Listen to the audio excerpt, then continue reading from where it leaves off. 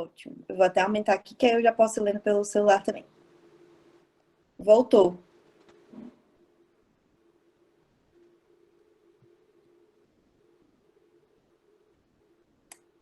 Rê, você consegue passar para o outro slide? Que acho que voltou para, pelo menos para mim, tá na capa só. Ótimo. Agora ficou preto. Mas eu vou falando. Qualquer coisa você vai se organizando aí. Ah, é porque ficou grande para mim. Aí, ótimo, isso. Então, vamos lá. Eu quis trazer primeiro um pouquinho sobre a graduação de psicologia, porque eu acho que... Acho não, isso faz muita diferença no profissional que a gente vai se tornar. E qual tipo de relação a gente vai ter com a avaliação psicológica, qual tipo de relação que a gente vai ter com a psicologia clínica, com a psicologia social. Então, falar um pouquinho da graduação de forma geral e depois a gente vai entrando nas temáticas que eu quis trazer para vocês. Então, a gente sabe que a psicologia ela foi regulamentada como profissão em 1962, pela Lei 4.119, e o foco de atuação desse profissional era a área clínica, a escolar e a industrial. E o que isso traz para a gente como história, né, da psicologia? O fato da gente focar naquela época a psicologia nessas três áreas, a gente acabava elitizando o trabalho do psicólogo. E ele acabava voltando muito para a área clínica. E aí, só quem poderia se beneficiar desse serviço eram pessoas que tinham dinheiro para pagar. Pode passar, Rei. Aqui demora um pouquinho, né? Ótimo. Acho que deu uma cortada, mas eu vou lendo aqui. Então, aí o que aconteceu? Após a nova Constituição do Brasil, em 1988, que instituiu que a gente deveria olhar mais para os direitos sociais da população, acabou tendo uma crescente inserção no mercado de trabalho dos psicólogos como servidores públicos, né? A gente começou a entrar nessas outras áreas que a gente não atuava muito, ficava só na parte da clínica. E aí foram criadas, então, muitas políticas públicas na área da saúde, da educação e da assistência social. E aí a gente começou a atuar em equipes multiprofissionais, nesses tipos de serviço. E aí a importância do que a Renata quis trazer para a gente hoje, eu coloquei como interdisciplinaridade, porque são áreas da mesma área, digamos assim, né? São duas áreas de atuação do mesmo campo de conhecimento, da mesma ciência. Mas, querendo ou não, a gente também pode expandir para uma coisa mais macro, onde o psicólogo também vai estar em contato com outros profissionais de outras áreas, e aí a gente precisa estar trabalhando de forma multiprofissional. E visando olhar mais para o indivíduo de uma forma mais integrada, pensando da gente se comprometer mais com o lado social, com as problemáticas da realidade do nosso país, houve uma reformulação na diretriz curricular, não está aí embaixo, mas aconteceu em 2004, desculpa. Houve essa reformulação. E aí eu lembro que quando eu entrei no CEUB, eu nem me apresentei, né? Vou aproveitar e já me apresentar agora. Então, eu sou de Brasília, me formei numa universidade particular aqui em Brasília, chamada UniCEUB. E aí, quando eu me formei no CEUB, eu entrei em 2008, no segundo semestre de 2008, me formei em 2013, no segundo semestre de 2013. E aí, quando eu entrei na graduação, eu já tive contato com profissionais que tiveram a formação dentro da psicologia lá no CEUB. Foi minha primeira psicóloga, eu sempre falo dela, Gessilda. Ela se formou na primeira turma do UniCEUB. Então, eu trocava muitas figurinhas com ela sobre a própria grade curricular da psicologia, né? E eu lembro dela me trazer que na grade curricular dela tinha, sei lá, 5, 6, 8 matérias de avaliação psicológica. Mas dessas 8 matérias, boa parte delas eram de instrumentalização. Então, os professores ensinavam mesmo a aplicação, a correção e a interpretação desses instrumentos, além de estágios da parte teórica. Quando eu entrei, o CEUB trocou, aí já tinha tido essa reformulação de 2004, e aí eles fizeram um novo currículo da psicologia em 2006. Foi quando eu entrei. Hoje eu tenho um colega que está fazendo psicologia no CEUB e aí já teve uma nova reformulação desse currículo. E por que eu estou trazendo essa temática? Porque dependendo do momento histórico que você entra numa graduação, vai ser o contato que você vai ter com determinada área ou não. Se você vai ter mais contato com essa área ou não. Uma outra coisa que muda muito também se a universidade é particular ou se a universidade é federal, né? Se a universidade é pública. Isso muda muito, pelo menos aqui em Brasília a gente vê que na UNB os professores incentivam muito mais PIBICs, incentivam muito mais que a gente faça pesquisas. O CEUB também incentiva, mas eu percebo que tem ainda uma pegada bem forte da clínica. E aí, dependendo da universidade particular, também tem a abordagem da clínica que mais enche os olhos daquela universidade. Então, por exemplo, no IESB é a comportamental. No CEUB, as pessoas já falam um pouco mais da psicanálise, puxa um pouco mais de sardinha, mas acaba que a gente vê tudo. E isso vai fazer diferença no nosso trabalho, na nossa prática, quando a gente estiver lá no mercado de trabalho. Quando a gente está na nossa supervisão, né, quando a gente está no momento já de estágio da graduação, a gente vai olhar aquele paciente de acordo com a nossa formação da nossa universidade. Então, a gente vai ter vários tipos de profissionais se formando em diferentes estados. Então, a gente está aqui, Conexão Recife-Brasília. Então, em Recife já deve ser diferente essa formação. Eu tenho uma conhecida psicóloga também, que veio de Recife, trabalhou um tempo em Brasília, e ela era psicanalista, então eu senti que a universidade dela também prezava mais a clínica, pegando um pouco mais para psicanálise. Então, vai depender da nossa graduação, vai ser o tipo de profissional que a gente vai se formar e vai ser o tipo de profissional que a gente vai ter que conversar, que vão ser os nossos colegas de profissão. Rê, pode mudar o slide. Se eu estiver falando muito rápido, eu vi aqui, vai aparecendo algumas coisas do chat. Vocês podem falar para eu me acalmar e mais devagar, porque eu fico muito excitada e muito empolgada. Então, essa nova... Estão dizendo que está tudo ok, que está sim, estão conseguindo acompanhar de diferente. Aqui em Recife, realmente, Ângela, a base é muito grande da psicanálise, mas a faculdade que eles estão estudando é bacana, porque eu vejo que ela é mais equilibrada, sabe? Em relação a Gestalt também, em relação a TCC, cognitivo comportamental, eu vejo que eles conseguem ter outras visões, mas ainda é uma ênfase muito clínica, realmente, assim. Vocês me corrijam se estiverem errado, viu, gente? Mas eu percebo que ainda é muito forte clínica, nas abordagens das teorias de personalidade, mais do que no campo da avaliação. Eles têm uma disciplina de avaliação, inclusive eu convidei a professora para estar conosco, Leila. Eu acho que não sei se ela vai poder entrar depois. A Adriana também já estudou em uma outra faculdade e disse que na dela também ela percebeu isso. Mas eu vou ampliar aqui para você novamente. Tá bom. Ai, que bom, então, que é uma percepção, assim, que acontece mesmo, é global, né? Essa percepção dessa formação diferente. No meu caso, na minha graduação, eu tive avaliação, mas quando eu conversei com a Gessilda, por exemplo, que era de um currículo de 45, 50 anos atrás, focava muito na avaliação. Mas por quê? Porque naquela época a avaliação era muito bem vista, as pessoas. Só que era uma avaliação mais voltada para a parte técnica, assim, de instrumentalização, de aplicação de instrumentos. E depois a gente foi ampliando a noção da avaliação. Claro que eu trouxe o que significa avaliação psicológica, eu sempre vou trazer, acho que é importante a gente falar do conceito. Mas aí na época que eu estava fazendo a graduação, eu tive acho que 2, 3 matérias teóricas, se eu não me engano, aí uma era infantil, uma era adulto, aí a gente teve o estágio. Só que eu acabei tendo mais formação fora dessa graduação, porque eu comecei a trabalhar com a Gessilda e ela já tinha essa instrumentalização há muito tempo, né? E aí essa nova reformulação, então, da matriz curricular de psicologia, ela tem como consenso a formação de um profissional pluralista, que nos prepare para atuar em equipes multiprofissionais. E não é porque a gente está na clínica, por exemplo, que a gente está no nosso consultório, que a gente tem que fingir que só existe a gente. E isso, a avaliação psicológica faz uma interface muito grande entre as várias áreas possíveis, porque o paciente vem de algum colega, né? Ou vem de um psicólogo, ou vem de um neurologista, ou vem de um psiquiatra, e eu preciso dialogar com eles. Então, a importância da gente entender essa interdisciplinaridade e a gente conseguir conversar. O bacana que eu percebo é que muitos colegas meus da graduação se formaram, foram para a área clínica, tem alguns na área organizacional, hospitalar, mas a maioria acabou indo para a clínica. E muitos não gostavam muito de avaliação psicológica, né? E aí eu acabei ensinando eles na época do estágio e eu virei referência. Então, até hoje, eles me indicam pacientes. E isso é muito importante para a gente conseguir dialogar, porque enquanto eu, como avaliadora, eu posso auxiliar no processo terapêutico desse paciente, com o tratamento que ele vai continuar fazendo com aquela psicóloga que me indicou o paciente, da mesma forma que essa terapeuta vai me dar dados para minha própria avaliação. Né? Então, a gente precisa ter sempre essa troca.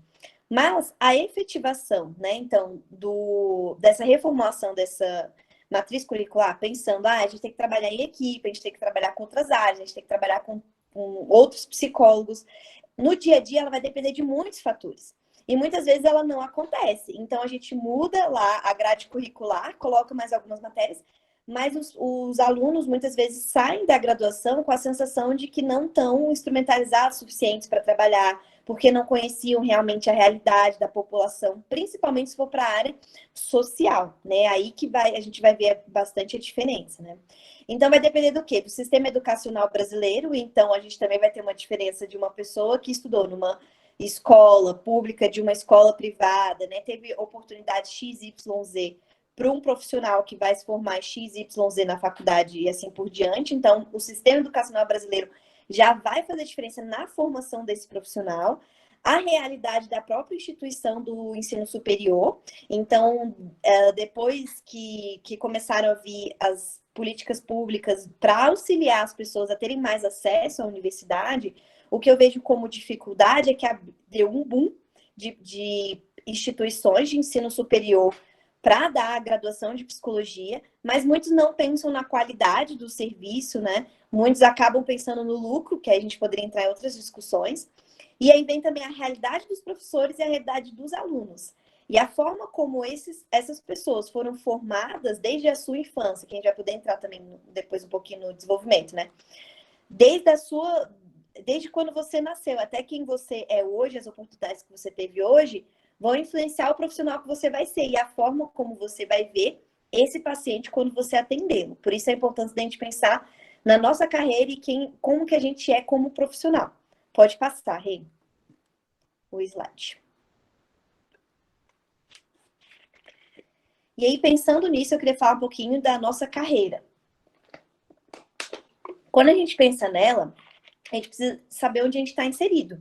Então, dependendo do local onde a gente está, por exemplo, estou aqui em Brasília, vocês estão em Recife, né? Dependendo do estado que você está, da cidade, do país, da instituição, onde o aluno vai resolver cursar a psicologia, o que vai trazer de diferente na sua formação como profissional? As suas vivências, as suas experiências, o contato com os professores, a forma de enxergar o mundo através dessa ciência, né? A abordagem que você vai escolher, tudo isso vai influenciar em como você vai enxergar esse paciente. E por que eu estou trazendo isso? Porque existem alguns lugares, eu ainda não, lógico, eu não estou mais na academia, tenho vontade de voltar, né, para fazer um mestrado, até falei quando estava conversando com a Adriana, mas quando eu estava na minha graduação, tinha duas facções, assim, na minha turma. Tinha a galera que gostava da avaliação psicológica e tinha as pessoas que não gostavam. Então, era cindido.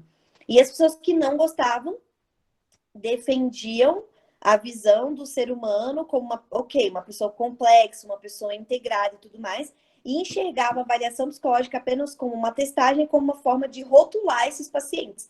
E não é bem por aí. Eu vou mostrar para vocês as vantagens da gente fazer uma avaliação para o tratamento dos nossos pacientes. E isso também, então, vai acontecer com a avaliação psicológica. Devido ao surgimento da própria avaliação no mundo e no país, ela teve um papel central de segregação de grupos. E então, ela, de certa época, ela realmente segregava, onde ela tentava entender se uma criança se ela tinha alguma deficiência intelectual, ok, tem uma dificuldade, não está conseguindo aprender na escola. Então, o que a gente vai fazer? Em vez da gente incluir, que hoje é o que a gente já fala, né, dessa inclusão, a gente pensava em, não, então vamos montar uma grade curricular separado para essa criança para ela dar conta de se formar. Só que aí ela, enfim, a gente entraria em várias questões que eu já estou divagando. Então, de certa forma, a avaliação veio para segregar muito os grupos e, de certa forma, rotulava mesmo. Quem é o inteligente e quem não é, né? Quem pode trabalhar como soldado, quem pode ser oficial, quem pode ser o diretor de uma empresa e quem vai ser o subordinado. Então, por essa época, que a gente tem essas duas linhas de pensamento. Então, tem as pessoas que vão defender e tem as pessoas que vão ser contra. Então, meu objetivo hoje aqui, para vocês, é mostrar na prática, falar um pouco de alguns casos, o quanto a avaliação pode auxiliar os nossos pacientes e o quanto a gente tem que conversar com outros profissionais da psicologia e desmistificar essa ideia de avaliação, porque mesmo que você seja psicólogo, formado na clínica e não trabalhe com avaliação, não tem problema se você não gosta. Mas você também não precisa perder oportunidades de ganhos na sua própria clínica, no seu próprio tratamento, por, não, a avaliação vai rotular, eu não confio nisso e tudo mais. Uma das maiores críticas que hoje os neuropsicólogos trazem e os neurologistas acabam trazendo, as pessoas que trabalham com a área de neurociência, é que ainda existe muito aquele discurso, e isso também acontece com a psiquiatria, na casa da psiquiatria, assim, medicamento vai viciar os nossos pacientes, então não pode usar. O que eu discordo. Há casos e casos. Então, eu sou do tipo de profissional que vai pensar assim, depende, vamos olhar o caso e definir se é mais vantajoso ou não. Né? Os psicanalistas, muitos vão falar assim, não, o medicamento vai tampar aquele determinado tipo de sintoma, então eu não quero que meu paciente use, né? Então, são formas de trabalhar diferentes. Da mesma forma que os neuropsicólogos e os neurologistas vão pensar assim, na visão médica, precisa sim ter um diagnóstico precoce, precisa sim ter um diagnóstico, enquanto o psicólogo já fala assim, não, mas espera aí, ainda está na faixa do desenvolvimento, onde se espera determinado tipo de comportamento ainda é esperado, vamos esperar mais um pouco para ver o que acontece, não precisa de um diagnóstico. Então, essas são as dificuldades do diálogo entre o psicólogo clínico, né, e o psicólogo que faz avaliação psicológica, geralmente. Falando na clínica de tratamento, né, que a gente poderia falar de avaliação em outros lugares. Rê, pode mudar. E aí eu trouxe algumas perguntas reflexivas para vocês, se vocês quiserem responder agora no chat, contribuir, ou irem pensando e responder ao longo da minha fala. Como foi, como é que é o ensino, então, de avaliação psicológica na faculdade de vocês, né? Em algum momento, vocês questionaram esse tipo de atuação? De qual facção vocês são? Vocês acreditam na avaliação ou vocês acham que ela só vai trazer, não vai trazer muito ganho para a psicologia e para a população? E se sim, qual conclusão vocês chegaram? É uma área que tem desejo, interesse em trabalhar ou só quer trabalhar em parceria com profissionais ou quer longe, né, de você? Vocês acham que o profissional de psicologia que atua na avaliação psicológica pode auxiliar o trabalho de vocês ou atrapalharia? E por quê? Se alguém quiser contribuir, falar alguma coisa do que vocês vêm percebendo, da vivência de vocês.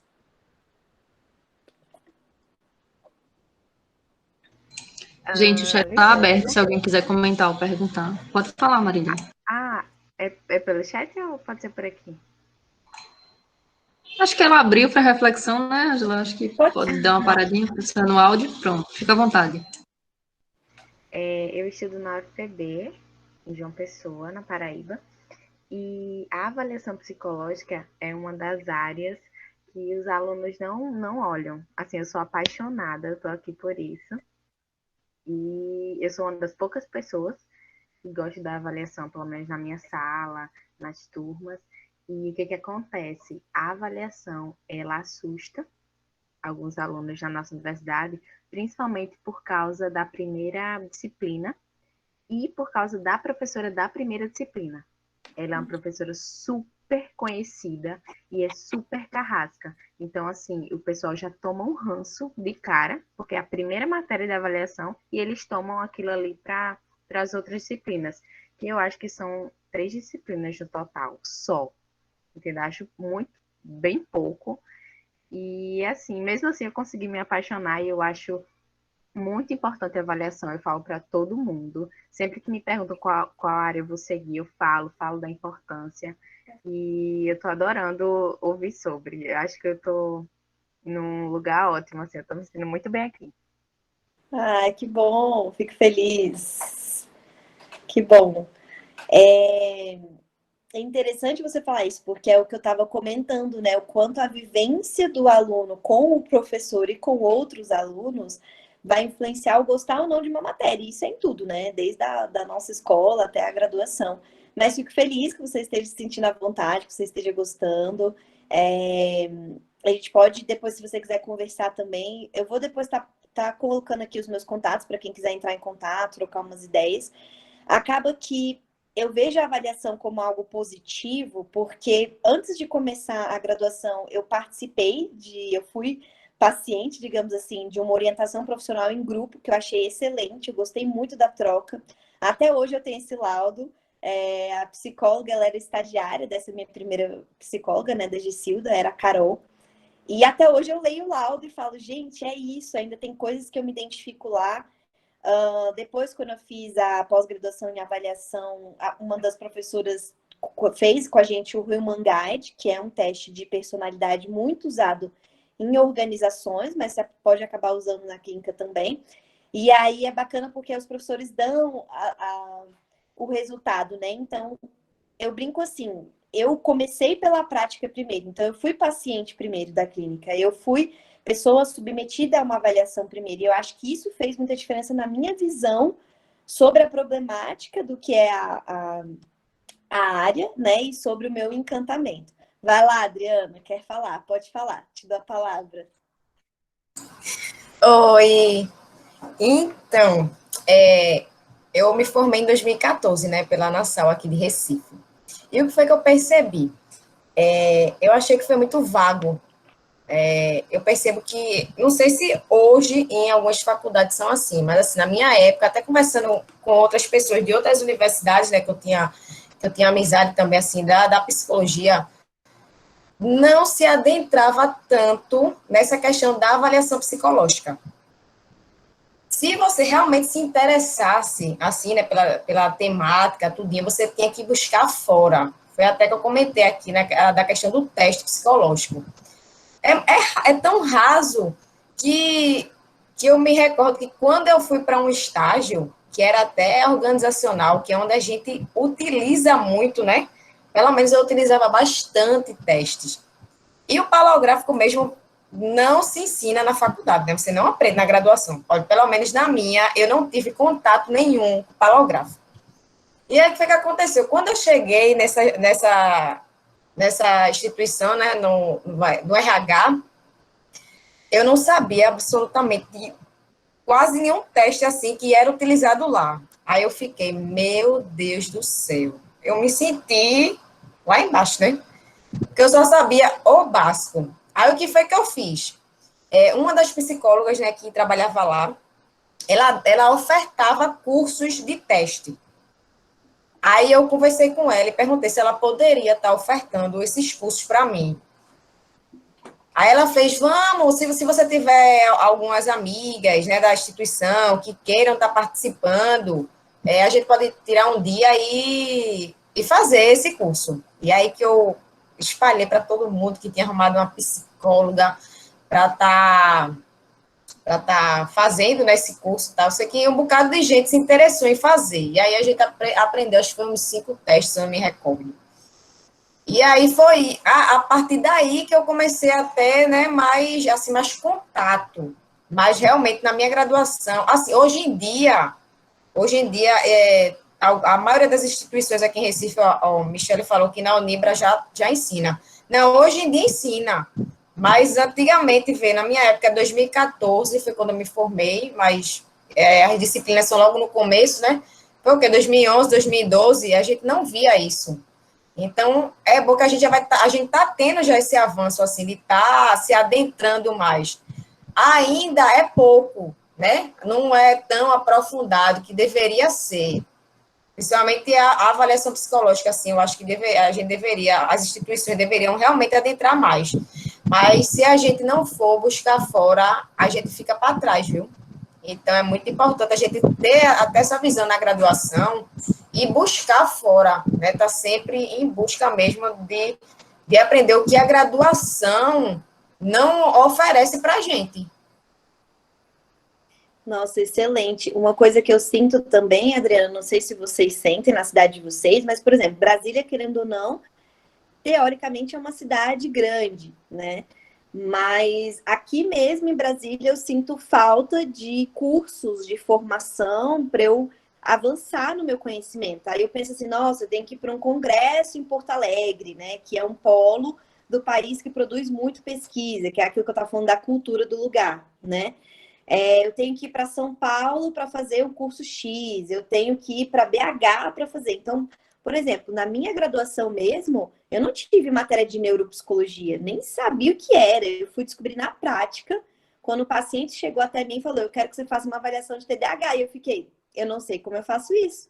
Né? E aí eu fui pedir ajuda para os universitários. No caso, a Gessida me ajudou muito a fazer essa avaliação. Mas eu fui entender que existia uma área que trabalhava especificamente com esse tipo de demanda quando eu já estava na pós-graduação. E isso foi em 2016, né, 4 anos atrás. Então, realmente a importância da gente ir se especializando, se a gente gosta de correr atrás, de conhecer pessoas. O bacana da internet hoje, que é essa troca que a gente está fazendo hoje, é disponibilizar esse material. Então, já procurei, por exemplo, no canal do YouTube mesmo, psicólogos que falam de avaliação. É muito raro. Eu achei só uma ou duas, assim, que falava, né, o que eu queria, não o que eu queria ouvir, mas o que eu estava procurando e tentando pesquisar, que era sobre avaliação de adoção de crianças, era alguma coisa assim que eu estava querendo tirar uma dúvida, né? Então, a importância da gente estar disseminando esse conhecimento. E, claro, eu entendo as grades curriculares terem tirado um pouco a instrumentalização, desde que ele mostre a importância do processo, né? Porque realmente não dá para você ensinar todas as ferramentas para todos os alunos, mas o básico a gente já deveria sair sabendo. Então, na minha pós-graduação mesmo, eu percebi como eu já trabalhava com isso desde o meu estágio. Na graduação, eu já tinha muito mais conhecimento sobre a instrumentalização, eu já ensinava os meus colegas a trabalhar com VISC, com VAIS, né? Pode falar. Pronto, foi justamente isso que aconteceu comigo. Comecei a ter contato no meu estágio. Foi lá que ampliou, né, os horizontes, foi quando eu aprofundei. E a minha supervisora, ela sempre trazia, assim, né, materiais complementares para mim. Porque eu sempre conversava com ela e dizia, né, que também me interessava e que na minha graduação não tinha muito essa pegada, assim, de estar, né, de estar adentrando. Então, eu, por conta própria, eu queria estar buscando fora, né, já que a instituição, ela não me dava, né, esse suporte, não tinha isso, então eu queria estar buscando fora, e foi fora que realmente eu vim aprender, né.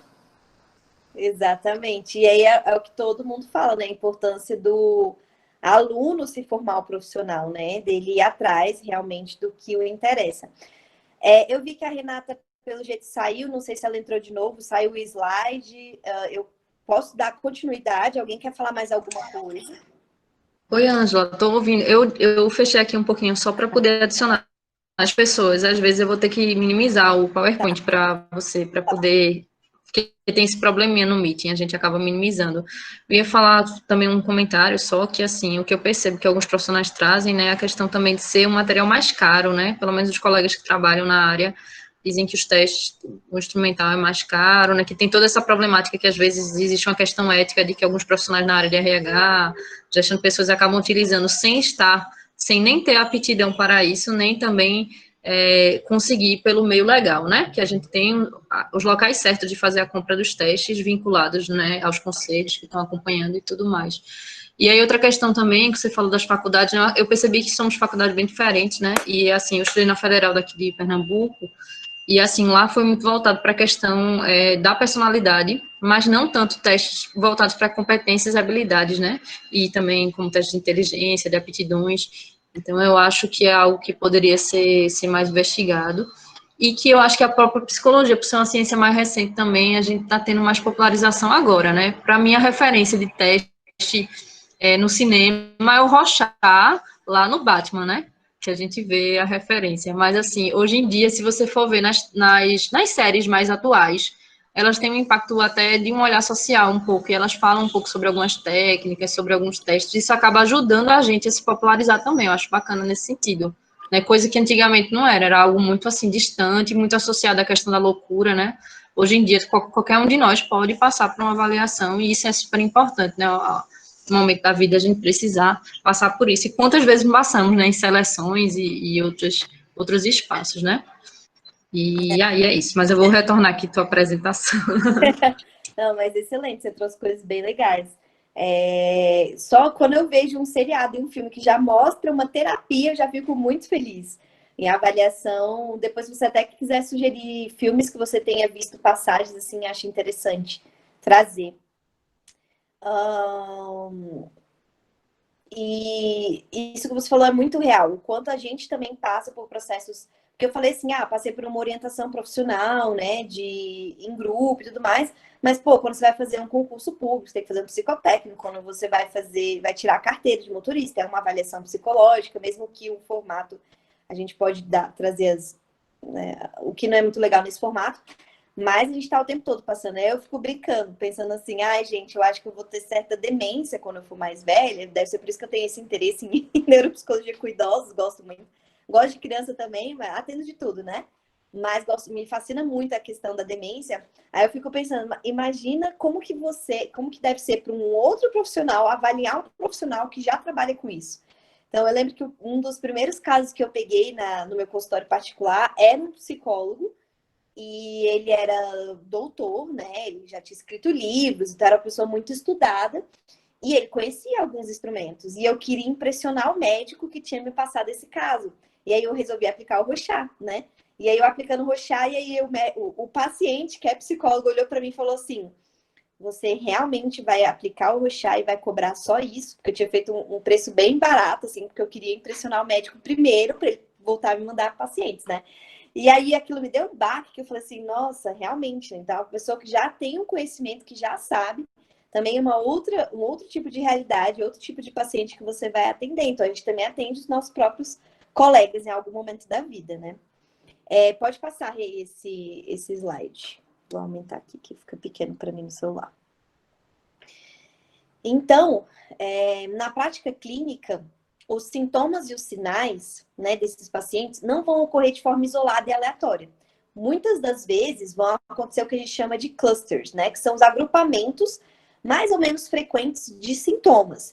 Então, quando a gente vai olhar, agora já entrando um pouco mais na prática, quando a gente vai olhar um paciente, a gente precisa entender que sinais ele está apresentando, para a gente depois perceber o que a gente precisa fazer naquela avaliação.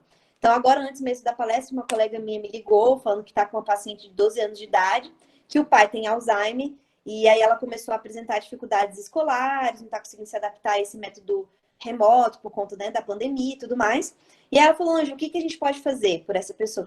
Então, vamos analisar a cognição, né, como a Renata estava falando, seriam testes mais de aptidão, né?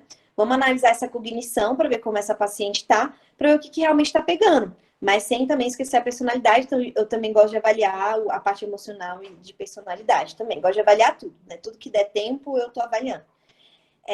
Então, é importante a gente entender todos esses sintomas, esses sinais que estão aparecendo ali, para a gente chegar a uma hipótese diagnóstica do que a gente vai fazer com aquele paciente.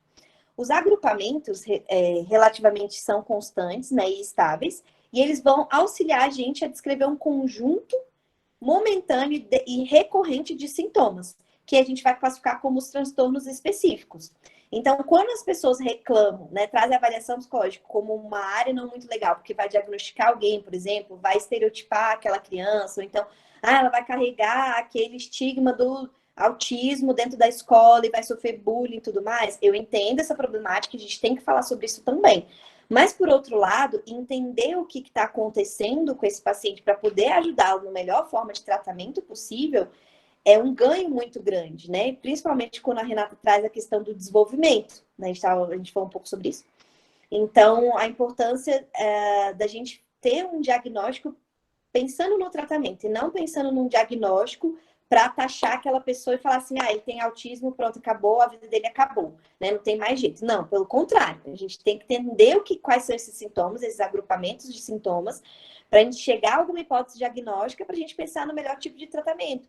Então, é uma forma, eu gosto de pensar na avaliação como ser um detetive, né? Você está sendo um detetive, você está com várias pistas, você está montando um quebra-cabeça ali para chegar a alguma conclusão. Nem sempre a gente chega, realmente a gente apresenta hipóteses diagnósticas, por isso que a importância de colocar isso bem escrito no laudo. Então, a gente não vai, esse paciente tem isso. Não, ele apresenta determinados tipos de coisas, né?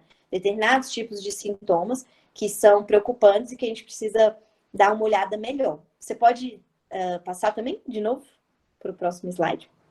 Então, quando a gente fala de avaliação psicológica, eu sempre vou trazer o conceito do Conselho Federal de Psicologia, né? Para a gente destrinchar, eu gosto de ir destrinchando. Então, a avaliação ela é um processo estruturado para a gente investigar os fenômenos psicológicos. Então, ela não é também só aplicação de testes, né? Como a gente estava falando aqui. A Adriana falou, não tive muita instrumentalização. Dá uma insegurança como profissional, porque, querendo ou não, o teste, ele está ali embasado cientificamente e ele dá um suporte para a gente também emocional como profissional. Então, a gente fazer uma observação clínica e a gente confia na nossa observação, porque a gente estuda aquilo muito tempo, e a gente escreve no lado a nossa observação, mas quando a gente consegue, em algum momento, colocar uma fonte complementar, digamos assim, a essa observação, aí você coloca um teste, isso dá um ganho maior, porque querendo ou não, a gente é uma ciência, né? E a ciência precisa ter um método certinho, experimental e tudo mais. E o teste traz essa segurança também para o profissional para provar que aquilo que ele está observando realmente é mensurável. Então, é um processo, não é só a instrumentalização, né, de aplicação de teste, também não é só... você pode, na verdade, você pode, na avaliação, usar apenas entrevistas, se você tiver confiança suficiente, mas eu sempre gosto de usar também testes psicológicos. Então, ele é composto por métodos, técnicas e instrumentos, com o objetivo de prover informações para uma tomada de decisão. Ele pode ser individual, grupal ou institucional. Então, por exemplo, na psicologia social, a gente poderia também implementar essa avaliação, mas a gente teria que ver a realidade daquele local que aquele profissional está trabalhando. E é sempre embasada em demandas, condições e finalidades específicas. Então, a dificuldade a gente se forma na graduação, vai para o mercado de trabalho, vamos supor que você vai trabalhar numa área social. Você sei lá, conseguiu um concurso. E aí você é do TJ, por exemplo. Lá tem o psicossocial, né? Que é um grupo de psicólogos que vão trabalhar com os funcionários lá de dentro e também com as pessoas que estão nos processos jurídicos que vêm. Só que são poucos profissionais para todo mundo ali. Eles fazem algumas avaliações ali, mas eles têm que entender a realidade deles, daquela instituição. Então, não é aquele grupo apenas que vai dar conta de atender todo mundo que vem. Então, eles precisam terceirizar. E aí, eles contratam os peritos, que a gente, como psicólogo clínico, pode ser perito, né? Então, eles contratam os peritos por fora para fazer uma avaliação para um processo, por exemplo, judicial, né? Dependendo. Então, a gente tem que... A avaliação, ela vai utilizar várias ferramentas, que não só os testes. Então, a importância da gente entender... dissociar essa ideia, porque acho que como as pessoas ainda têm muita ideia de que é só instrumentalização, isso também pode acabar ficando raso. Então, se você gosta de estudar, não estude apenas os testes, vai estudar também as matérias básicas teóricas, por exemplo, desenvolvimento, psicopatologia, psicometria, para quando você pegar um instrumento, você mesmo julgar se ele é válido ou não para você, né? Então, a gente ter esse aporte teórico traz muita segurança. Com essa definição, então, de avaliação psicológica, a gente pode perceber que ela se enquadra em todo e em qualquer contexto real da nossa vida, mas que ela vai depender do objetivo que nós tivermos e das condições nas quais a gente está inserido. Então, uma pessoa, por exemplo, que vai trabalhar no trânsito, eu tinha colegas que trabalhavam em clínicas que eram credenciadas ao Detran, então as clínicas podiam fazer o psicotécnico para o Detran, que era insalubre, que elas ganhavam muito pouco e que era só aplicação de teste. Então, aplicava uma matéria muito grande, você não tem nem tempo de fazer uma entrevista com o candidato a motorista, né, digamos assim. Eu, pelo menos, quando eu tirei minha carteira, não lembro. Eu lembro de ter feito teste de atenção, teste de inteligência e acho que eu fiz o PMK, que hoje eu nem lembro mais se ele estava desfavorável, acho que voltou, não tenho certeza. E o PMK, que depois de um tempo eu entendi o que esses instrumentos eram, né? Mas o profissional tem que entender a realidade dele também. Aquela empresa credenciada ao Detran, ela quer lucrar. Então, eles vão colocar um monte de gente rapidão para você fazer uma instrumentalização. E aí a avaliação psicológica acaba sendo mal vista por isso. Porque ela, como se, entre aspas, fosse mal feita, porque ela está incompleta, né? Pode mudar o slide, Rê. Então, ela está incompleta e ela só é a aplicação do instrumento ali, dependendo do contexto que você for. Da mesma forma que para o psicotécnico de concurso público acontece a mesma coisa. São muitos candidatos, são, sei lá, 30 e poucas pessoas por turma, e aí as pessoas alugam uma faculdade inteira para fazer o psicotécnico, sei lá, 10 salas, e são muitas pessoas. Não tem como você fazer uma entrevista, por exemplo, uma observação clínica de muitas pessoas assim, né? A não ser que você contratasse muitos psicólogos, e aí é oneroso para a banca, enfim. Aí, né, as dificuldades da avaliação psicológica. Então, o objetivo dela é auxiliar os demais profissionais a entender qual caminho eles devem seguir para determinado tipo de tratamento. Então, se eu não trabalho com tratamento clínico, por exemplo, eu faço a avaliação e encaminho para o meu colega, e a importância desse colega entender a minha linguagem. Então, mesmo que você não venha a não gostar de avaliação psicológica, é legal você entender um pouco dela para você saber o tipo de linguagem que você vai ter com esse profissional, para vocês trocarem figurinhas e ficar mais fácil o seu trabalho também, como clínico, né? Ele também vai auxiliar o profissional a enxergar o indivíduo que está na sua frente de forma mais ampla. entendendo determinados fenômenos de forma mais clara, coesa e embasada cientificamente. Então, o bacana é assim, eu tenho colegas que estão em atendimento há anos com pacientes, trava a terapia e fala, Ângela, tá travado, eu quero uma avaliação. Tem como você fazer uma avaliação para me auxiliar no meu tratamento? Vamos! Aí eu faço o quê? Uma avaliação, eu vejo a demanda, claro. Eu vejo que tem alguma dificuldade ali de quer mudar de carreira e tal, então vou fazer uma orientação profissional. Ah, não, Ângela, a minha psicóloga sugeriu eu vir aqui para dar um up, digamos assim, né? Então, beleza, então vamos fazer uns testes aqui de personalidade para ver se você lendo ali o seu resultado, ou você escutando esse profissional de avaliação falando as suas características de personalidade, pode dar insight. Então, acabam sendo ferramentas para auxiliar também na área clínica, no manejo ali do atendimento, né? Mas na prática, essa visão só vai funcionar se a gente tiver a mente sempre na ideia de que o ser humano e as pessoas são formados de forma biológica, né, psicológica e social. Então, a gente nunca pode esquecer toda essa trajetória desse ser humano para fazer uma avaliação bacana, assim. Eu não sei como é o estágio de vocês, depois, se vocês quiserem, a gente entra na parte prática, mas quando a Rê falou de psicologia social, me remeteu que também pode ser uma limitação minha, já que eu não conheço muita área, mas me remeteu muito a pessoas que provavelmente não teriam acesso, ou até podem ter acesso à avaliação, por exemplo, de alguma forma, mas que não necessariamente tenham condições financeiras o suficiente para pagar uma avaliação também cara, né? E aí a importância, por exemplo, dos profissionais que trabalham diretamente com esse acompanhamento com essas pessoas, terem a chance de poder fazer isso. Só que é o que a Rê falou, tem uma dificuldade financeira, né? Pode mudar o slide. Eu não sei se eu falei.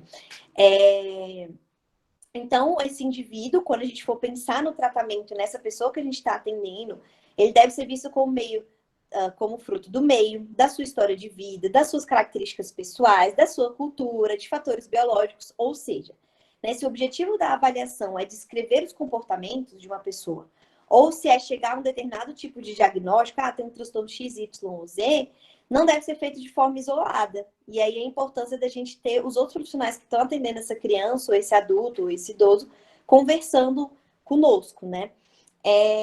Eu vou trazer como uma curiosidade para vocês, uma das dificuldades da avaliação, por exemplo. Eu estava acho que foi no sábado, eu estava em casa e eu recebi uma ligação de um escritório de advocacia falando assim, Ângela, eu tô com um caso de uma paciente que ela tá agressiva, ela não consegue sair de casa, eu preciso que faça uma avaliação do estado mental dela, ela é idosa, e que você vá até a casa dela e faça essa avaliação, porque eu preciso anexar esse laudo no processo, porque a gente vai tentar a curatela dessa pessoa. E aí ok, mas qual que é o prazo dessa avaliação? Não, você precisa entregar até segunda, que seria ontem. Aí eu pensei, gente, isso na verdade era sexta-noite. Aí eu pensei, eu teria que encontrar essa pessoa no sábado, eu teria que fazer uma entrevista com a sobrinha dessa pessoa, eu teria que fazer uma entrevista com essa senhora, dependendo do estado emocional que ela estava, talvez eu nem conseguisse, da forma como a pessoa relatou. Eu teria que ter tempo para aplicar alguns instrumentos, porque eu, Ângela, como profissional, prefiro fazer um laudo que tenham os instrumentos. Eu poderia fazer um relatório, na verdade, um atestado, né? Um atestado de sanidade mental, um atestado psicológico, sem aplicação de instrumentos, só com observação clínica? Poderia, mas eu, Ângela, prefiro aplicar pelo menos um teste de rastreio, porque é a forma como eu trabalho, que é o que eu falei para vocês, dá uma segurança, né? E ainda teria que escrever o laudo e entregar. E isso tudo num sábado, eu teria que ficar o quê? A tarde toda com essa pessoa, sendo que ela já estava com dificuldades emocionais ali, pelo que eu entendi. E aí essa é uma das dificuldades de trabalhar em equipes multiprofissionais. Porque a pessoa lá da advocacia, do escritório de advocacia, ela não sabe como que é o trabalho do psicólogo na avaliação psicológica. Ela acha que é só olhar igual um médico, por exemplo, que tem muito psiquiatra que acaba fazendo um atestado de sanidade mental em uma sessão. Ele olha o paciente, provavelmente ele preenche um protocolo de uma entrevista estruturada, que já tem as perguntas prontas, observa, com a observação dele, ele já dá um atestado, né? Isso acontece muito em concurso público. Precisa entrar com esse documento, né? Agora, eu, Ângela, não trabalho assim. E aí essa pessoa queria que eu resolvesse os problemas dela. E eu falei, olha, ok, a gente pode fazer dessa forma, em menos sessões, a gente pode tentar arriscar, mas o valor é tanto. E eu sabia que essa pessoa provavelmente não teria condições de pagar. Então, assim, é muito complicado, porque você, como profissional, sabe o tanto que você dispõe de tempo, de energia, de estudos, de dinheiro, né, de investimento emocional para estar atuando nessa área, mas você também entende, tem que ter uma sensibilidade de perceber esse paciente e essa realidade do Brasil, dessas pessoas que estão precisando do seu serviço, e você tem que definir como profissional se você quer trabalhar dessa forma, com esse tipo de pessoa, se você quer arriscar ou não. Eu poderia ter simplesmente falado, não trabalha assim, tal. Ainda tentei dar o jeito, a pessoa não tinha condições e ela não continuou e não deu a resposta, né? Então, essa é uma das dificuldades muito grandes da avaliação psicológica e a importância que eu acho de ser excelente se tivessem funcionários públicos, né, psicólogos em serviços públicos que atendessem essas pessoas que precisam, né, que são mais carentes, né? Então, quanto mais profissionais e visões estiverem presentes nesse processo de avaliação psicológica, mais vai ser rico o resultado para a atuação do profissional e para a pessoa que está sendo assistida.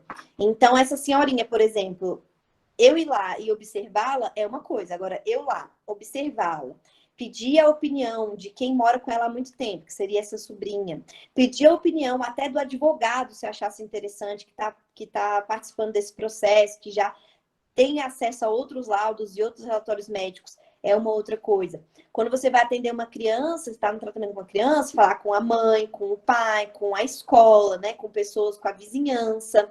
Só que isso também acaba encarecendo o nosso trabalho de certa forma. Mas quanto mais dados a gente obtiver, melhor, porque a gente tem que entender que essa pessoa é um fruto de tudo. Por isso que a gente não está taxando, a gente está analisando essa pessoa como um todo. Pode mudar o slide.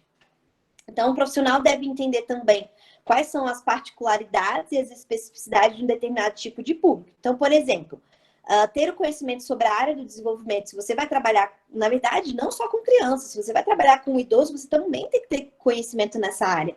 Então, a gente tem que estar sempre se atualizando e estudando, né? Ter um diagnóstico precoce, Ângela, é importante? Muito importante, principalmente se for um transtorno do neurodesenvolvimento, uma criança que tem um autismo, uma criança que tem um TDAH, uma criança que tem um transtorno de aprendizagem. É muito importante a gente ter esse diagnóstico precoce. Por quê?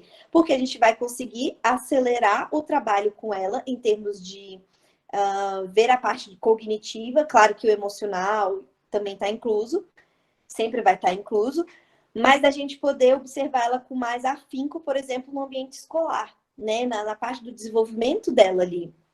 Então, quanto mais cedo o diagnóstico, melhor.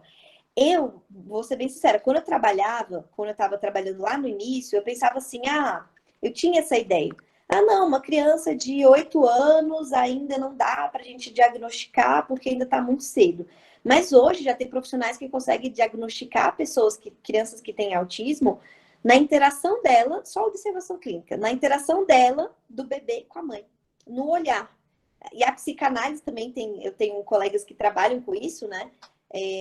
Com a psicanálise. Então, a pessoa não precisa nem ter necessariamente um teste psicológico, mas só dela já ter aquela instrumentalização e aquela visão um pouco mais voltada para eu preciso entender esse fenômeno e dar uma resposta para essa pessoa, porque a avaliação é isso, né? Eu tenho uma resposta, eu tenho uma pergunta, eu quero tentar dar um direcionamento, ela já consegue auxiliar essa mãe nesse contato com essa criança que não tem muita interação ali física, de olhar, de interagir e já trabalhar ali aquele vínculo, né? Isso é que é o mais incrível. Então, o bacana do diagnóstico precoce é você já iniciar mais rápido o tratamento.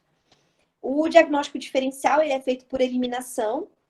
Então, quanto mais cedo você faz, mais rápido, teoricamente, teoricamente, que muitas coisas podem aparecer depois da adolescência, na fase adulta, né? Algumas psicoses, algumas coisas assim. Mas você tem um diagnóstico hoje, por exemplo, de uma criança de 6 anos, e aí você vai lá e aí ela muda, daqui a pouco, no ano que vem, ela tem 7 anos, aí ela começa a apresentar outros comportamentos que você não via, você vai fazendo um diagnóstico diferencial, você vai eliminando, a gente achava que era isso, então agora é tal coisa. Aí a importância de ter também a equipe multiprofissional. Porque o que eu acho chato na clínica é que você faz um laudo, você entrega para a pessoa, ela nunca mais volta. E se você ainda indica como recomendação dela voltar 1 ano depois, pode ser que ela volte. Como pode ser que ela nunca mais volte, você nunca mais tem acesso, e aí ela pegou só o papel lá e foi embora. Então, o legal de ter clínicas que fazem a avaliação e já atende o paciente, você pode ir acompanhando ele, eu acho excelente, né? E nós temos também, então, o diagnóstico nosológico, então é a necessidade da gente saber qual tipo de transtorno aquele indivíduo tem, que ele pode estar apresentando para a gente poder direcionar um pouco mais esse tratamento. E tem embaixo que está cortado aí, que é a etiologia, né? Então, a gente entender as causas ou os fatores que podem vir a causar determinado tipo de transtorno específico. Então, tudo isso a gente vai ver numa avaliação. Não é só a aplicação do instrumento, claro, né? Pode mudar. Então, a gente precisa também, né, a importância dessa avaliação é a gente entender as limitações e as habilidades que aquele paciente tem. Então, na prática, vamos falar na prática, né? Se uma criança tem TEA em nível leve, a gente pressupõe que ela vai conseguir o quê? Se comunicar de forma eficaz se ela tiver uma estimulação, né? Se ela tiver em tratamento, se tiver uma estimulação. Mas se essa criança tiver um nível severo, a gente vai precisar entender que, mesmo com tratamento e com treinamentos, ela não vai se desenvolver da mesma forma que uma criança que tem um autismo um pouco mais leve. Então, entender as causas, entender qual que é o grau de dificuldade desse paciente, entender a limitação dele e a habilidade dele, é o que a avaliação vai ajudar no tratamento. Então, isso diminui muito a angústia e a ansiedade dos pais, a ansiedade da criança, do profissional também que vai estar atendendo, fazendo esse tratamento. Então, ajuda a diminuir a ansiedade do profissional, então é isso que eu estava falando, né? E da pessoa que está em atendimento. Então, por exemplo, uma mãe que entende que o filho tem TDAH e que por ele ter TDAH, que é um transtorno do neurodesenvolvimento, né? Que já tem até biomarcadores, entendendo as especificidades e as características, que é uma criança que tende a se dispersar muito rápido. Quando ela tinha um comportamento de estar na cozinha e a criança no quarto, ela chamar a criança lá da cozinha, fulano de tal, vem lavar a louça e não sei o que lá, e a criança não ouvir, e ela entender o que realmente é o transtorno e quais são as especificidades, o que ela vai fazer de diferente? Ela vai mudar o comportamento dela. Ela vai sair da cozinha, vai até o quarto, vai olhar no rosto dessa criança e vai falar, é a sua hora de lavar a louça, vai agora, né? Então, o quanto isso diminui a angústia e a ansiedade dessa relação entre mãe e filho, né? Então, os pais também vão se adaptando conforme eles vão entendendo. E é muito comum que eu percebo que o paciente, quando ele é adulto, que eu atendo muito adulto, mas quando o paciente é criança, isso fica meio que... Os pais fazem isso, eles começam a pesquisar muito, né? Eles querem se instrumentalizar, eles querem fazer cursos, eles querem entender o que é o TEA, eles querem entender o que é o TDAH, eles querem entender como cuidar daquela criança, como fazer. Então, eu tô com o caso de uma adulta que sempre se sentiu diferente, sempre sofreu bullying pela própria família, porque é estranha, é esquisito e tudo mais. E pesquisando, tentando se entender, chegou numa hipótese diagnóstica de um provável autismo.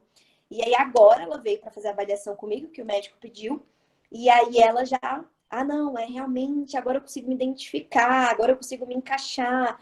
Então, muitas vezes pode vir como um estigma, né? Pode vir como aí vai depender do paciente, de como ele recebe isso. Então, tem pessoas que recebem bem, como uma forma de diminuir essa angústia.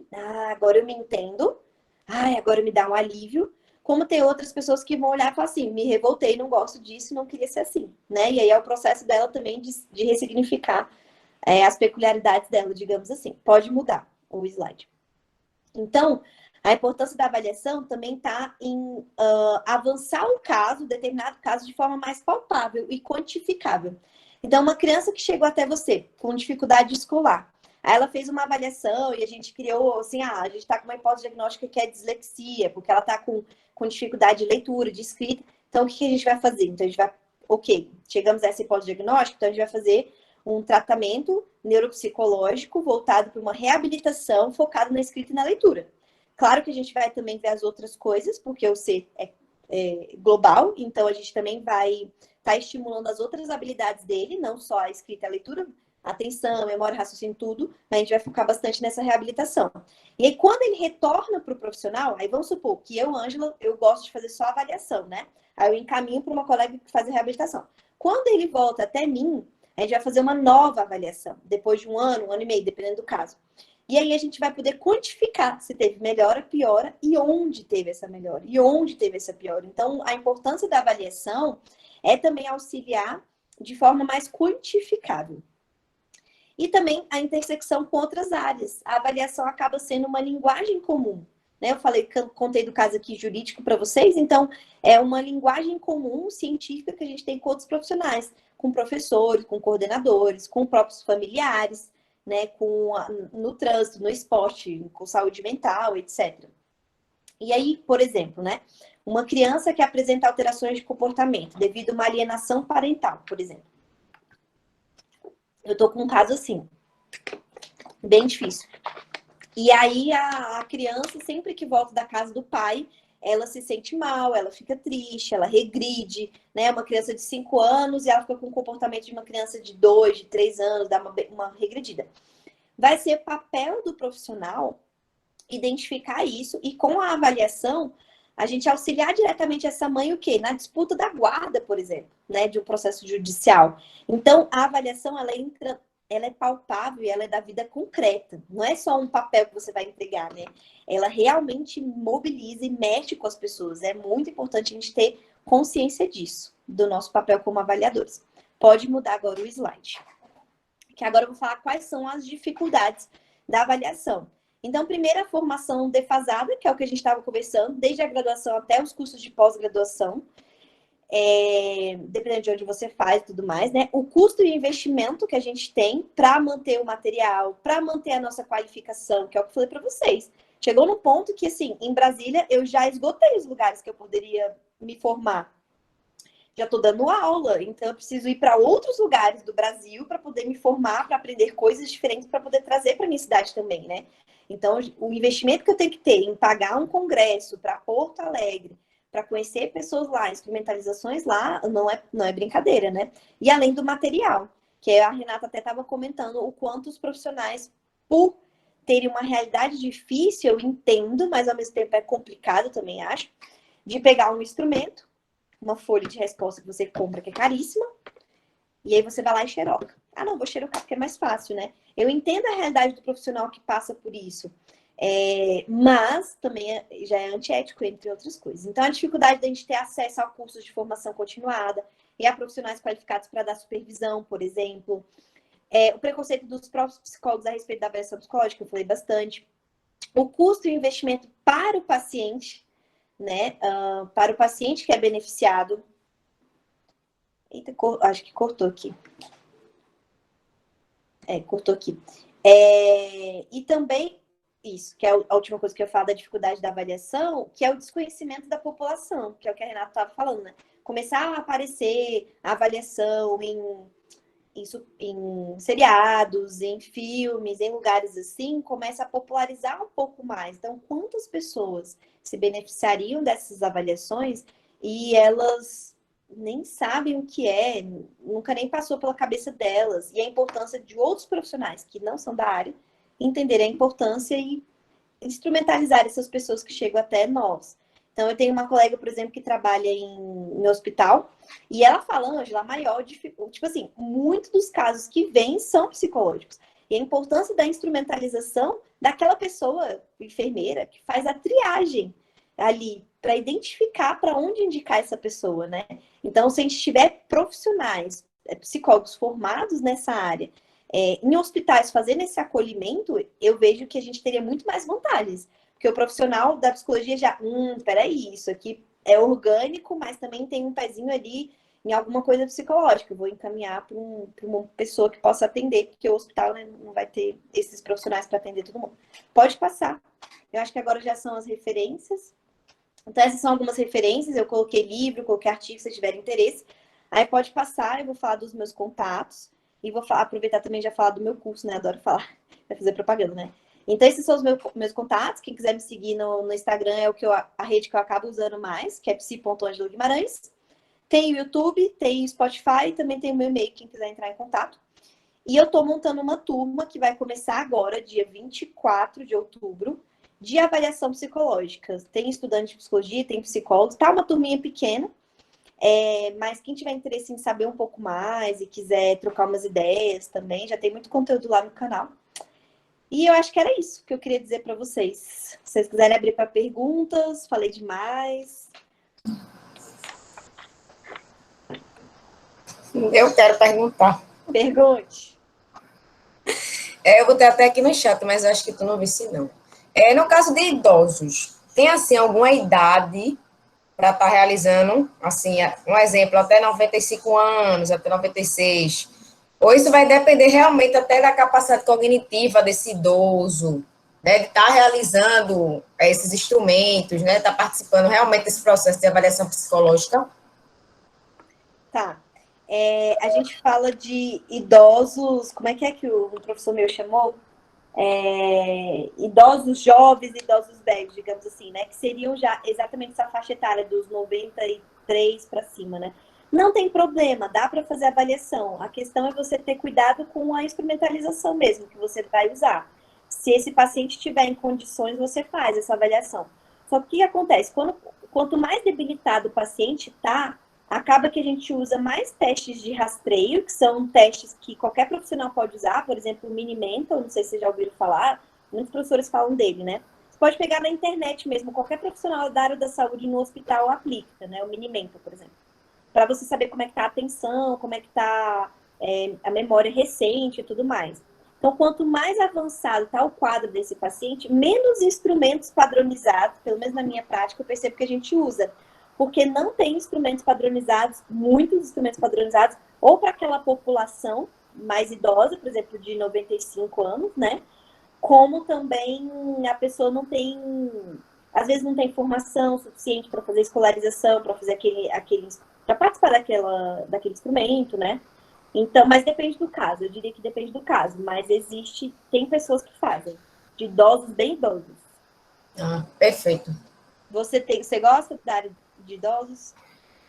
E, assim, antes do meu avô falecer, né, aí ele estava entrando no quadro de demência, né, essas coisas assim, e aí foi quando eu comecei a investigar. Na minha família, a maioria das mulheres é tudo da área de saúde. Então, a gente assim, se reuniu para estar vendo, né, possibilidades, o que a gente poderia estar até sendo conversado com os médicos dele, né? E aí, antes dele falecer, eu tinha comentado essa questão da avaliação psicológica. E aí, quando a gente levou isso para os médicos dele, né? Por conta da condição que ele estava, no estado dele não ia ser até viável, sabe? Tá realizando, porque ele estava realmente, tipo, debilitado. Ele não falava mais, ele realmente parou de falar. Não fazia nada, né? Só ficava ali deitado. Às vezes começava a chamar o nome dos amigos bem antigos dele. Mas quando a gente chegava assim, eu chegava, vô, o senhor tá me vendo, me reconhece e tal. Ele não falava nada, ele escutava, mas ele não falava absolutamente nada. Aí pronto, aí foi quando os médicos disseram que não, no estado dele não era viável fazer, que se ele tivesse, né, assim, ou a doença assim, em estado tão avançado, poderia se pensar na possibilidade de fazer, mas realmente no quadro assim, em geral que ele estava, não seria viável fazer isso. Aí, né, se cortou essa possibilidade, tudinho, e depois de alguns meses foi quando ele veio realmente a falecer, faleceu em casa, né, morte natural. Aí, eu até participei, né, de uma live que você fez com a psicóloga, acho que é a Psique Envelhecer, né, se eu não me recordo. A Mariana. Isso, e foi, assim, perfeito. Assim, a fala dela, né, me lembrou muito, assim, o estado realmente que ele estava, tudinho, mas que, assim, a necessidade dele no momento não condizia, assim, de realmente realizar a avaliação psicológica. Aí, por isso que eu quis, assim, saber se realmente tinha uma idade, mas eu acho que essa questão da idade é muito, assim, relativa, né?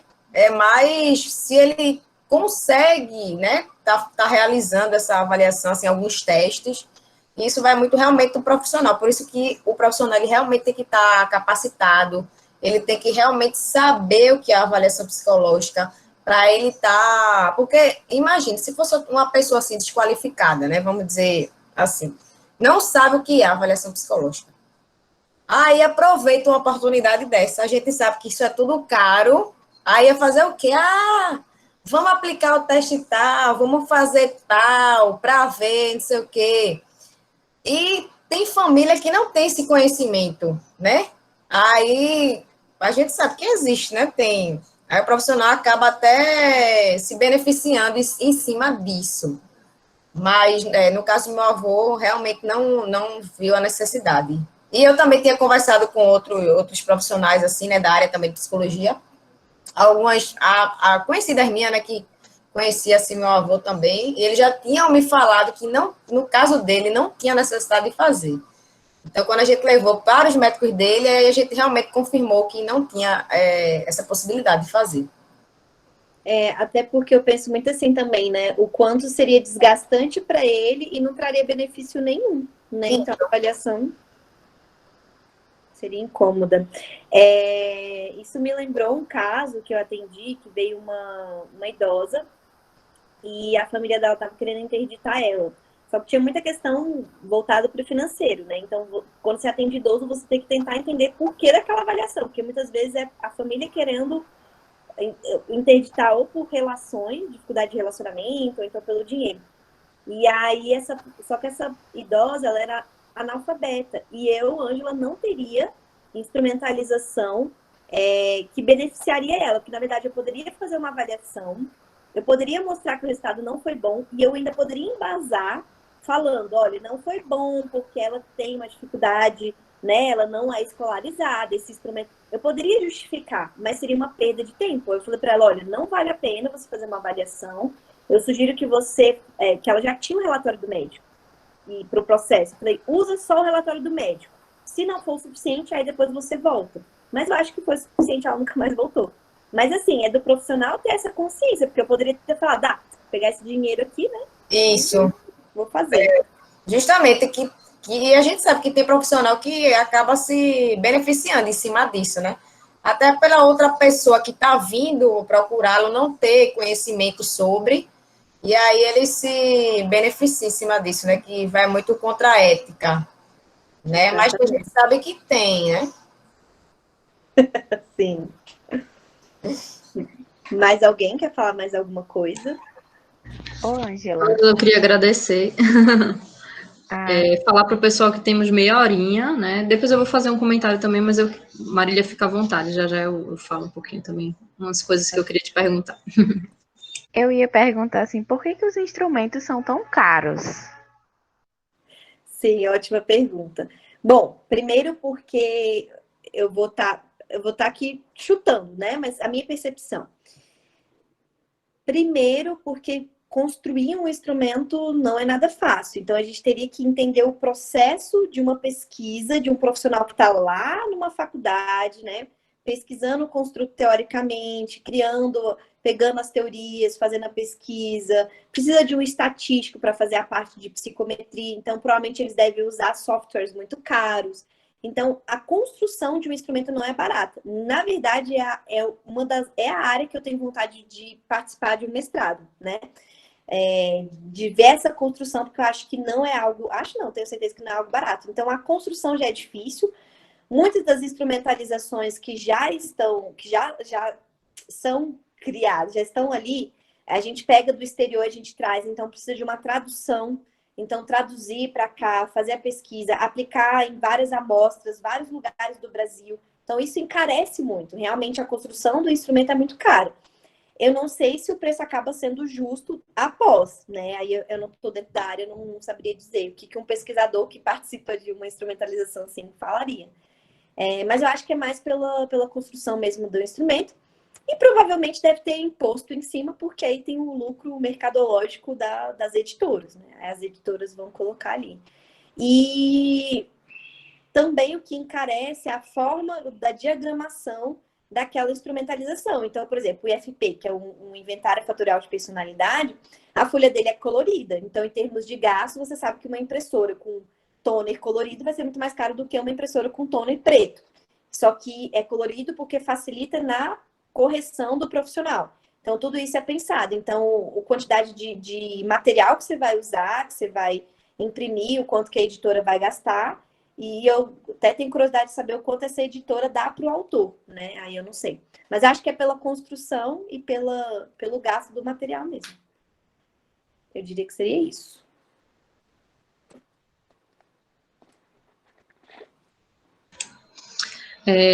Ângela, o que eu ia falando, né, a Adriana acabou trazendo muito para o campo dos idosos, né, a minha dúvida é mais realmente no campo infantil, né, eu queria que tu falasse um pouco, eu acho que uma das coisas que tem se falado muito é o transtorno opositor desafiador, falar um pouquinho sobre isso, né, e essa questão também, unindo esse ao TDAH também, essa questão de tudo colocar como se fosse esse transtorno, e nem sempre é, e quais são, assim, tem a vantagem, né, como você falou, do diagnóstico precoce, mas também tem o prejuízo, né, de você rotular todas as pessoas sem necessariamente a pessoa apresentar isso, né. Essa questão do limite, que eu acredito que seja bem sutil, né, entre a diferença entre realmente um padrão de comportamento que precisa ser cuidado, precisa ter uma atenção diferenciada, fazer um tratamento, né, fazer um acompanhamento, a uma questão comportamental e circunstancial também. Eu acho que a gente, principalmente o psicólogo fenomenológico existencial, ele vai puxar muito para o campo circunstancial, o campo das relações, né, nossa psicodiagnóstica é muito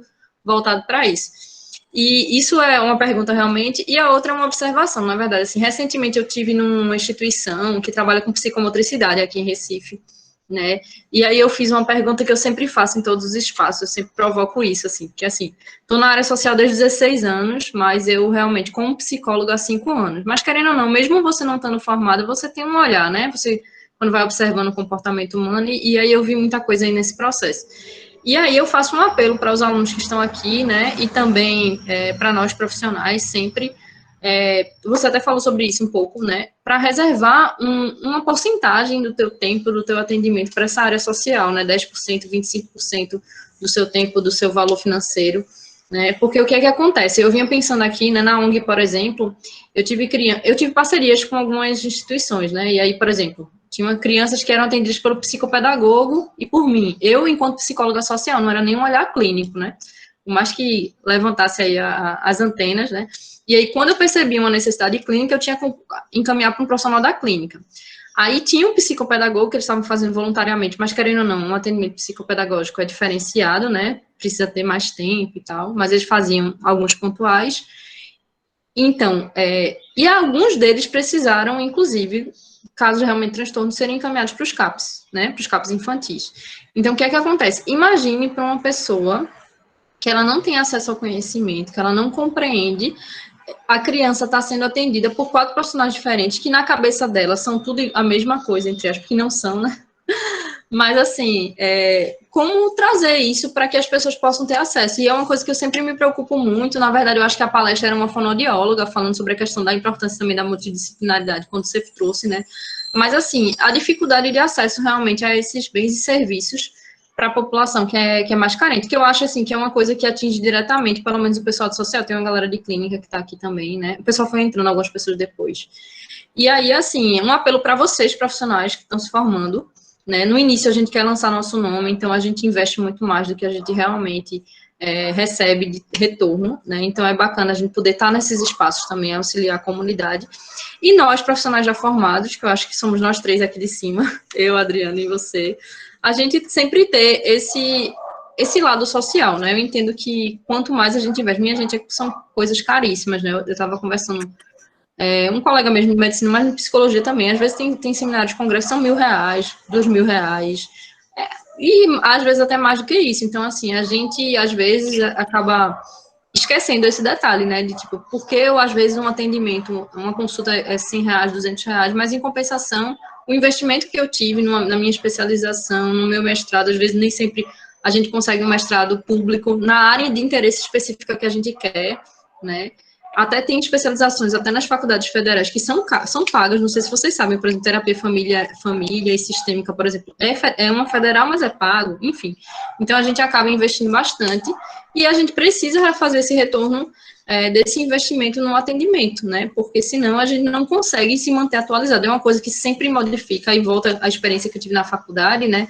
É que, assim, eu gostei muito da minha disciplina de avaliação psicológica, mas o próprio professor dizia que ele estava um pouco desatualizado em relação a algumas coisas, que alguns testes não cabiam mais e tal. Então, assim, para você se manter nessa área sua e na nossa também, da clínica, do social, a gente tem que estar fazendo os cursos, viagens, às vezes, né, como você falou, agregar isso.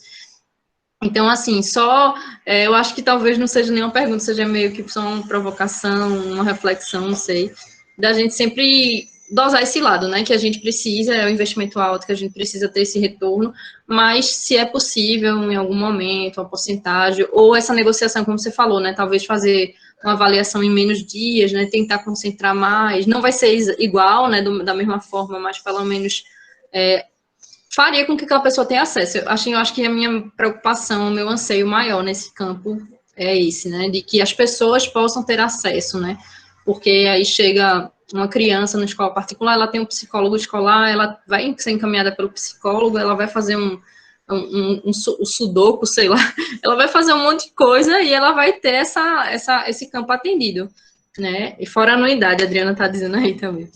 Mas, assim, essa criança mais carente, e por que eu estou trazendo isso? Porque teve casos, assim, por exemplo, de pais que chegavam para mim, uma criança que teve, hoje tinha uns 13, 14 anos, um adolescente, né, mas ele teve epilepsia, né, foi sendo acompanhado na infância, e aí, às vezes, ele ia na praia, alguma coisa assim, e tinha alguma crise, aí o pai fazia o seguinte, botava uma toalhinha no rosto dele, ele dava uma cochilada, melhorava, e voltava como se nada tivesse acontecido. E aí, hoje, é uma criança é um adolescente extremamente lento, né, tem muita dificuldade de raciocínio, porque possivelmente ele teve várias crises epilépticas, que não teve um cuidado diferenciado, que talvez se ele fosse estimulado na infância, ele não teria os prejuízos que ele teve agora. Isso é só um exemplo, fora tantos outros, né? Então, é isso. Uma pergunta e uma problematização. Nossa, Psicólogo social gosta de complicar. Ela misturou tudo num só. Não sei se ficou isso claro, né? O primeiro é a questão realmente do TOD, né, e do TDAH, né, e o segundo é essa questão para eles, né, que estão para se formar, que eles possam tentar criar formas de se associar a alguns espaços e tal, e para vocês formadas também, para nós, né? Principalmente agora aí na pandemia também. É isso. bacana. Eu gosto muito quando eu conheço profissionais que têm uma agenda e eles separam dias, né, um tempo para atendimentos voluntários ou atendimentos um pouco mais baratos. O que eu fazia? Eu atendia em clínica de convênio e lá os preços eram mais baratos, né, de avaliação. Então, para mim, aquele era o meu momento de me doar para essas pessoas que estavam precisando.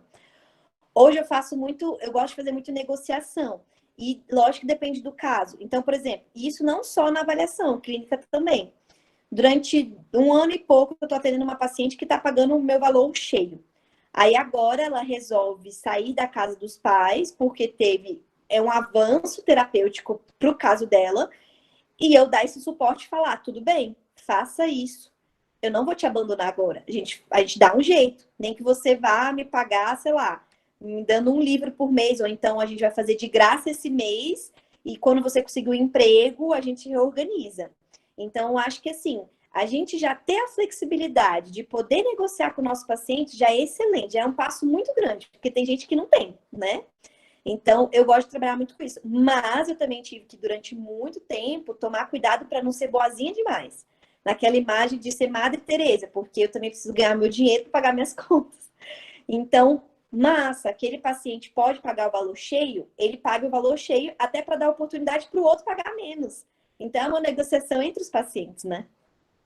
E assim, Ângela, desculpa te interromper também, eu estava com um projeto com os colegas e também sobre essa questão da valoração, você também incentivar que as empresas investam na gente, porque a gente pode continuar recebendo o valor que é nosso, que é digno, que é justo, que é necessário para a gente se manter, como você falou, mas, na verdade, quem está pagando não é o beneficiário, é o usuário do serviço, mas quem está pagando é uma empresa parceira. Então, a gente também, enquanto psicólogo, o que eu vejo falta, Ângela, é a questão de também se organizar no sentido de projeto. Criar projetos, estudem, gente, gestão de projetos, né, de captação de recursos, porque às vezes a gente acha que psicólogo é só a parte do serviço em si, mas a gente tem um pouquinho de marketing que a gente precisa estudar, assim, não que a gente vá aprofundar, né, mas precisa saber um pouquinho de como captar o recurso para o nosso produto, porque você pode estar ganhando o seu preço, né, mas que ele não venha do cliente direto, né, ele venha do patrocinador, vamos dizer assim, né, pessoal aí. Nas outras áreas usa tanto isso, né? São coisas que a gente não aprende na graduação, né? Por isso que tem muito profissional que assim quando se forma, eles começam até a lançar cursos nessa questão de como montar o seu consultório. Empreendedorismo na psicologia. Né? Essa semana eu até vi no Instagram, acho que é Keila o nome dela, uma profissional que ela ensina, né, aos estudantes como essa transição, né, de estar indo para a clínica, para quem for para a clínica, né, como é se adentrar realmente no consultório, porque você não aprende isso na graduação, a gente não vê isso, essas coisas. Por isso que a Renata fica batendo muito na tecla comigo, ó, a gente tem que fazer o marketing, né, do papo de PC, vamos botar para todo mundo conhecer e tal. Então, a gente está sempre focando nisso. E isso foi coisas que a gente não aprendeu na graduação, e muito menos na pós-graduação. A gente não vê, né, essa temática. E a respeito do valor social, é até bom a gente realmente falar sobre isso, e adentrando também, trazendo a questão que o Conselho recentemente até compartilhou, não foi? A nova tabela lá dos honorários, que eu vi muitos profissionais caindo em cima, dizendo que aquilo ali é totalmente fora da realidade, né? E realmente a gente tem que ter esse olhar da realidade do outro, né? Da gente ver a necessidade dele, o quanto ele pode pagar, e aí se conversar um valor, né? Chegar a um valor X, até para a gente não perder aquele cliente, né? E aí é muito importante a gente estar sempre buscando se colocar no mercado aí, e buscando realmente conhecimento, que são coisas que a gente não tem na graduação. Então, por isso que os estudantes, muitos pensam que acabou, mas não, é conhecimento em cima de conhecimento, e é pós-graduação, e é mestrado, e é doutorado, e se você quiser, você pode estar fazendo uma graduação em cima da outra. Agora, claro que o que tem a ver com a sua área de atuação, né? Não vai querer fazer escolar, organizacional, hospitalar. Assim também você tem que realmente focar naquilo que vai fazer sentido para você, que você realmente vai trabalhar em cima daquilo. Até porque é um custo, né? Você fazer uma pós-graduação hoje não é barato, você fazer uma pós-graduação. Né? Eu me lembro que quando eu fui com Renata, na época foi até um valor razoável, mas como meu pai é militar, eu peguei até desconto em cima dele, do meu pai. Ele entrou como o pagador para eu pegar o desconto. Renata já teve mais desconto, porque, não, tu estudou lá, não foi Renata, foi na Federal. Então, quem era ex-aluno de lá, onde a gente fez, já tinha um desconto a mais, né? Então, são até alternativas que as instituições colocam para quem é ex-aluno e já quer ficar lá na pós, essa questão do desconto. Isso é muito bom, porque tudo vai gerar um custo para a gente. Aí você entra na pós. Até o livro, Adriana, assim, eu tenho um livro aqui que eu comprei no sebo de Papalha, né, Desenvolvimento Humano, mas ele, original, ele é R$240. Eu consegui comprar por 80, mas ele é 240. Achei um outro no sebo recentemente também, que ele tava, últimas edições, teve gente que achou por R$350 esse livro. Eu consegui por R$50, mas assim, são achados, assim, porque até essa questão do estudo também é um investimento muito alto, que a gente precisa também tanto, né, como você falou, especialização, a Angela falou do mestrado, doutorado, né, a questão dos livros, dos cursos que a gente faz, capacitação, não se enganem, né, esses cursos que são online, às vezes online é gratuito no início, mas no objetivo também do profissional é que ele possa ter uma oportunidade de valorar o seu trabalho também, né.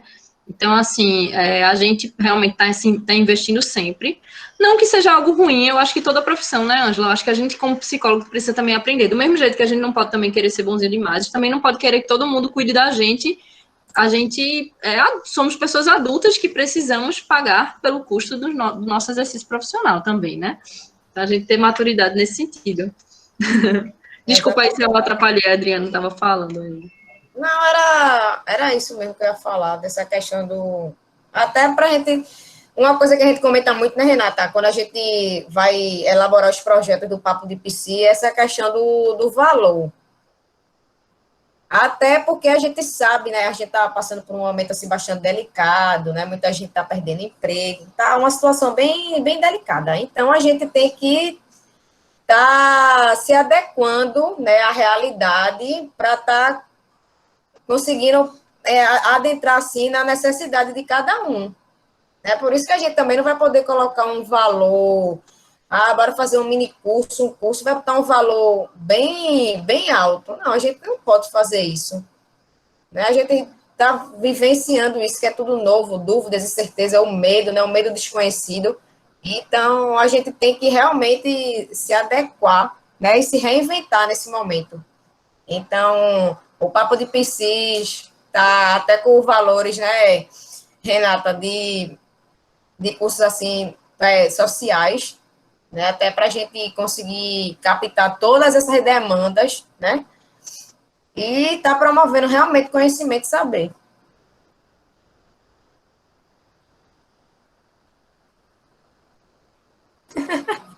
E aí, Ângela, traga mais seu conhecimento para a gente sugar ao máximo aí seu. No próximo dia 24 de outubro já é caro, já é pago, minha gente. Aproveita.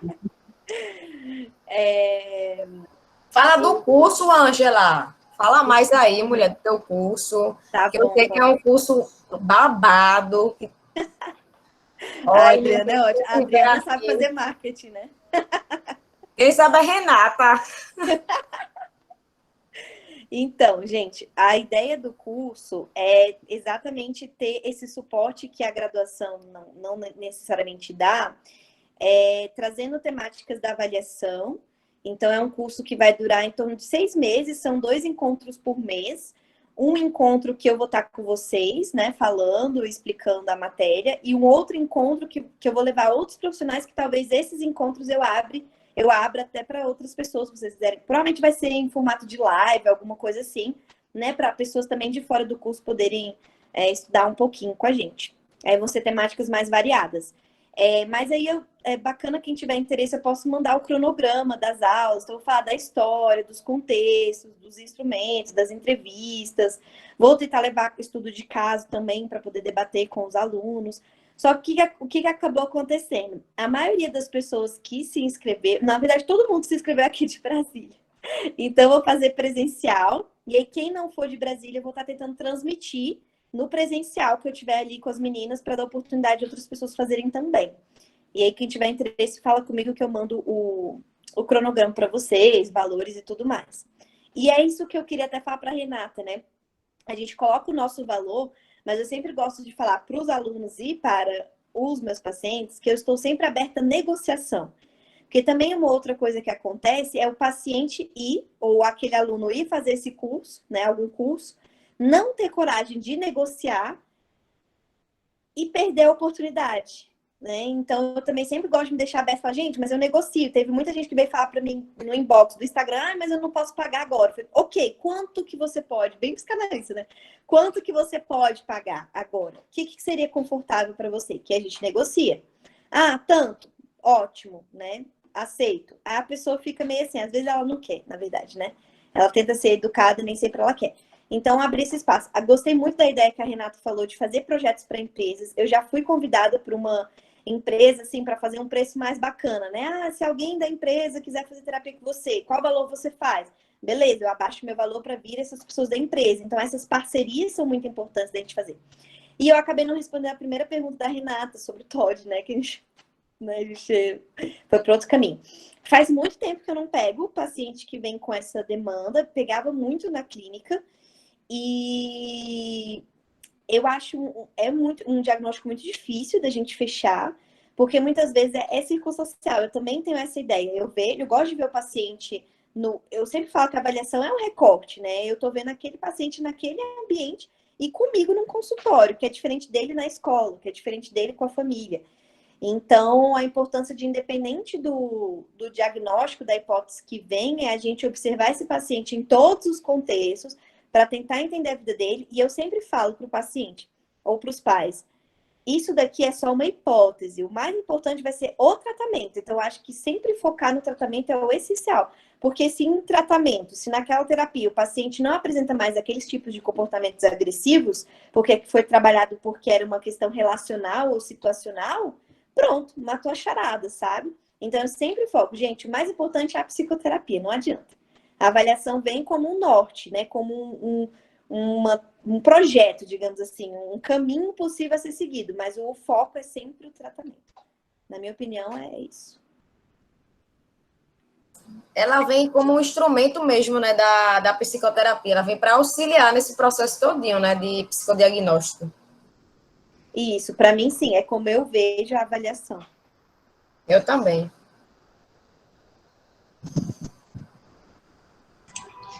Bom, gente, a gente só tem, eu acho que uns 5 minutinhos, né? Eu queria saber se vocês querem comentar mais alguma coisa, fazer perguntas, o pessoal que continua aqui, né? Sigam a Ângela, né, depois, para vocês conhecerem melhor o trabalho dela também, né? Eu acho que ela vai estar disponibilizando também, por isso que ela pediu para gravar, nas principais plataformas dela de streaming, também ela vai gravar, disponibilizar essa palestra para que outras pessoas possam ter acesso, mas a gente está aqui para essa troca, para a gente tirar as dúvidas, Vai lá pro aproveitar. YouTube. Vai pro YouTube. Lá pro canal dela lá no YouTube. Então, sigam a Ângela nas redes sociais.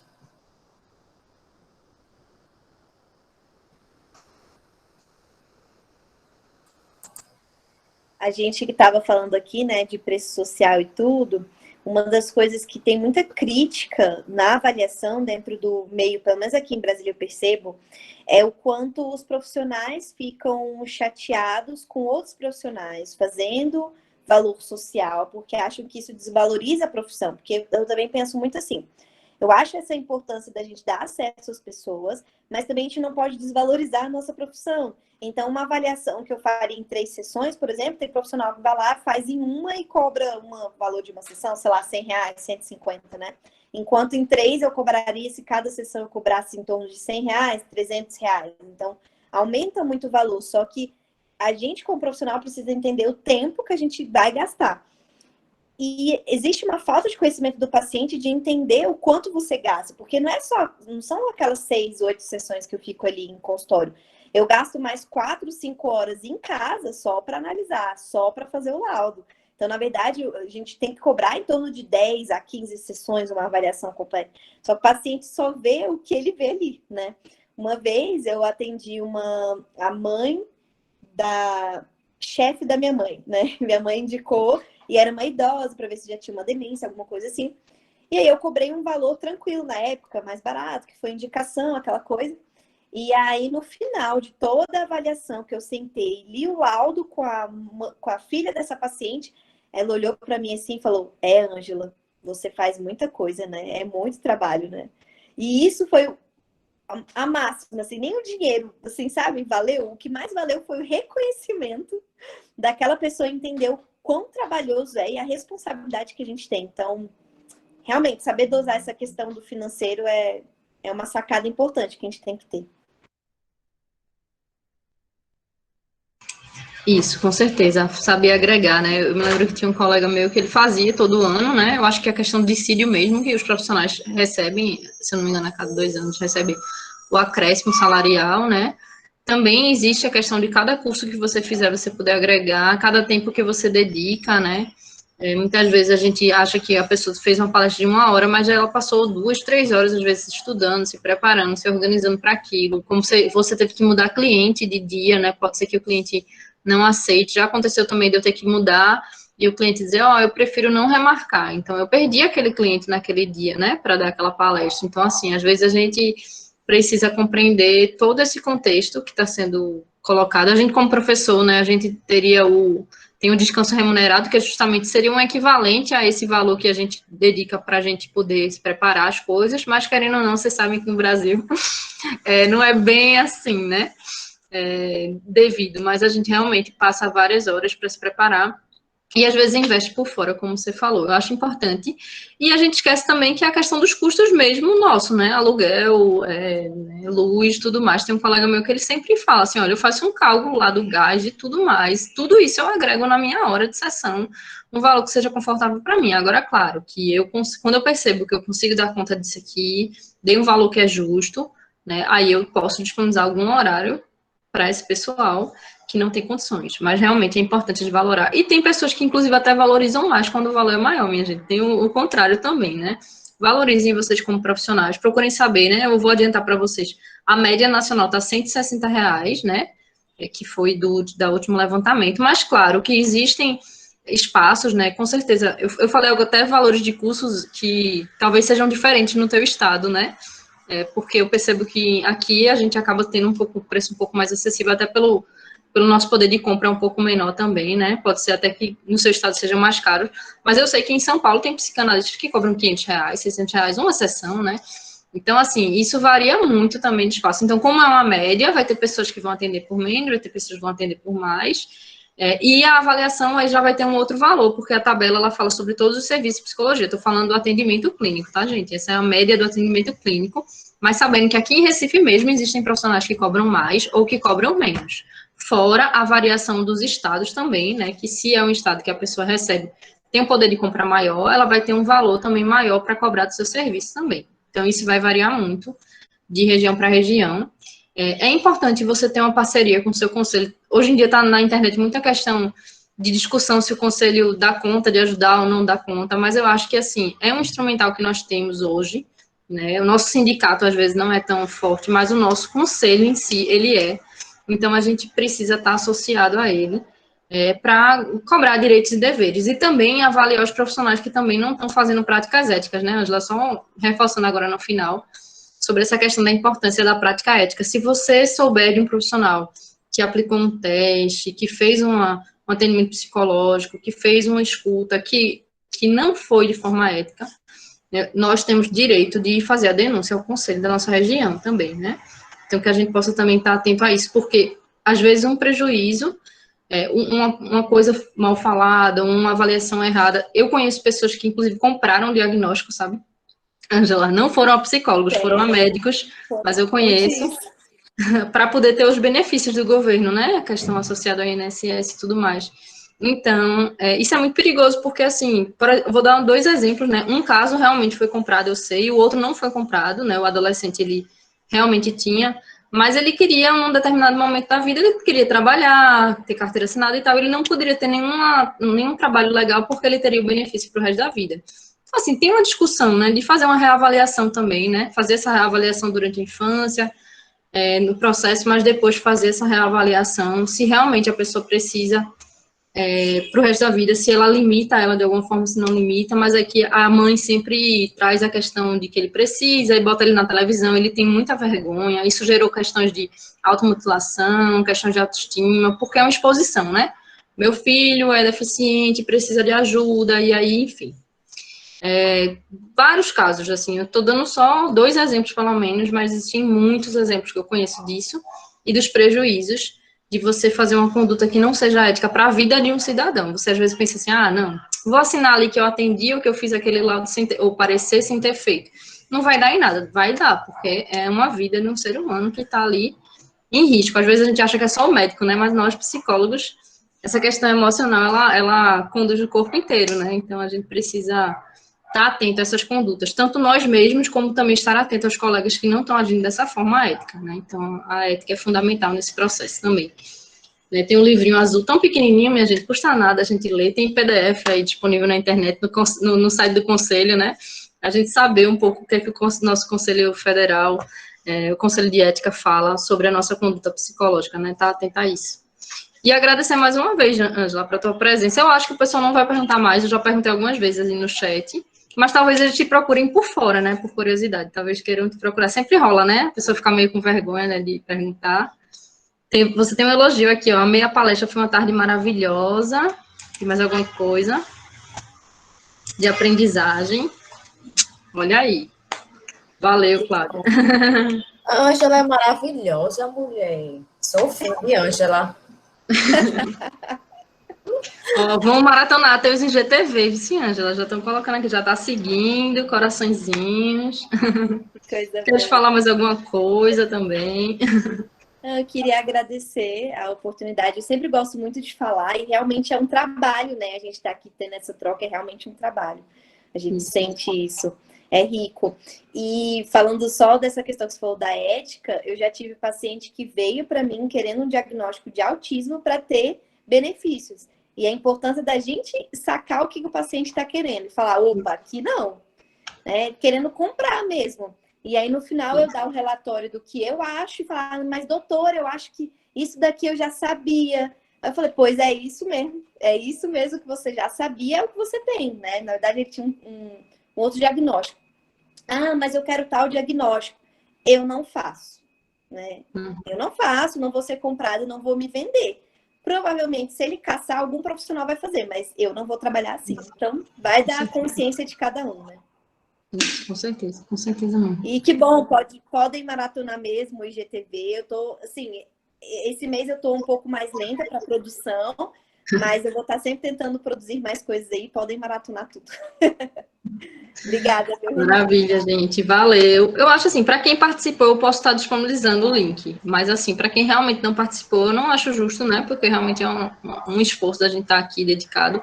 Mas a Ângela vai disponibilizar abertamente nos canais dela, né? Só estou dizendo assim para o pessoal que são meus alunos, sabe? Se vocês quiserem ver, ter acesso ao conteúdo dela, que vocês possam ir nos canais, principais canais dela. E é isso, Ângela. Espero estar junto com você em outros processos, né? Obrigada para a Adriana. A Adriana é minha sócia, minha parceira. Ela e Gabriela. A gente vai lançar também um curso sobre saúde mental, né? Dando um spoiler aí em primeira mão. Amanhã. Que é a nossa especialidade. E amanhã vocês vão ficar sabendo mais detalhes. Amanhã a gente ela vai estar lançando lá no Papo de Psis, né? Então, quem tiver interesse em estar sempre em busca, né, de conhecimento, né, de estar agregando aí na sua formação, pode estar seguindo lá o Papo de Psis, que é o @papo de Psis _. Lá a gente está sempre colocando os projetos que a gente está desenvolvendo na área de psicologia. E o mais recente agora é o grupo de estudo, né, com ênfase em saúde mental, que eu e Renata, foi até onde a gente se conheceu, que foi na pós de saúde mental que a gente fez aqui em 2015, não foi, Renata? 2015. Nem sei mais.